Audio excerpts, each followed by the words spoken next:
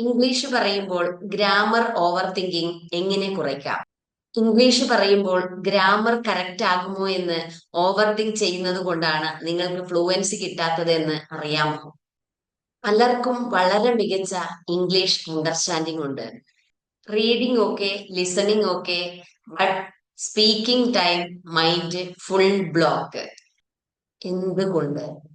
കാരണം ബ്രെയിൻ ഒരേ ചോദ്യം വീണ്ടും വീണ്ടും ചോദിക്കും. ഇത് പാസ്റ്റ് ആണോ, പ്രസന്റ് ആണോ, ഗോസ് ആണോ, വേർ ആണോ, ഹേസ് ആണോ, ഹേവ് ആണോ? ഗ്രാമർ തെറ്റിയാൽ അവർ ജഡ്ജ് ചെയ്യും.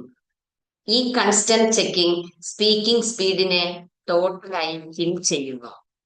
ഗ്രാമർ ഭയം ഈസ് ഈക്വൽ ടു ഫ്ലുവൻസിയുടെ number 1 enemy. Grammar rules slow തിങ്കിങ്ങിനാണ്, സ്പീക്കിംഗ് ഫാസ്റ്റ് തിങ്കിങ്ങിനാണ്. ഇരട്ടയും ഒരുമിച്ച് നടക്കില്ല. അതുകൊണ്ട് സ്പീക്കിംഗ് ടൈം ഗ്രാമർ തിങ്ക് ചെയ്യുകയാണെങ്കിൽ ബ്ലോക്ക്. നേറ്റീവ് സ്പീക്കേഴ്സ് 40% സെന്റൻസിലും ഗ്രാമർ സ്കിപ്പ് ചെയ്യുന്നു. Gonna, wanna, gotta, short cut everywhere. അവർ മിസ്റ്റേക്ക് വെറി ചെയ്യില്ല.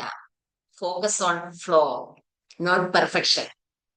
Speaking time grammar off, practice time grammar on. First, correct later, improve ചെയ്യും. ഇതാണ് ഫ്ലുവൻസിയുടെ റിയൽ സീക്രട്ട്. ഇന്ന് നിങ്ങൾ ഒരു പവർഫുൾ റൂൾ മനസ്സിലാക്കണം. Fluency first, grammar next. ഇത് കമന്റിൽ ടൈപ്പ് ചെയ്യൂ. നാളെ ഡേ 4 നോക്കാം. മിസ്റ്റേക്ക് ഫിയർ, തെറ്റായി പറയുമോ എന്ന ഭയം എങ്ങനെ മാറ്റാം. ഫോളോ ചെയ്യൂ. ഓരോ ദിവസവും നിങ്ങളുടെ കോൺഫിഡൻസ് ഉയരാൻ.